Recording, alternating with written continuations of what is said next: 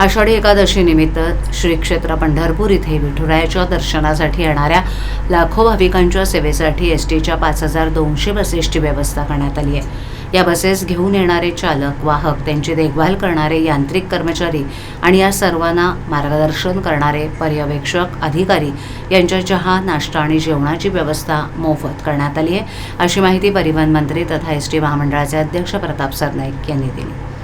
मंत्री सरनाईक म्हणाले की गेली कित्येक वर्ष विठुरायाच्या भक्तांची सेवा एसटी आणि एसटीचे कर्मचारी सातत्यानं करतायत। ऊन, वारा, पाऊस याची तमा न बाळगता अतिशय निष्ठेनं त्यांचं कर्तव्य ते बजावतात।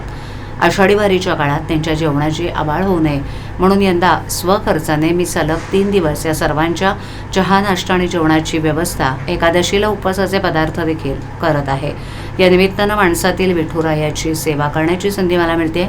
अर्थात हे पुण्य पैशात मोजण्यासारखं नाही, त्यामुळे दरवर्षी अशा प्रकारचा उपक्रम मी राबवणार आहे, असं प्रतिपादन मंत्री सरनाईक यांनी यावेळेला केलं।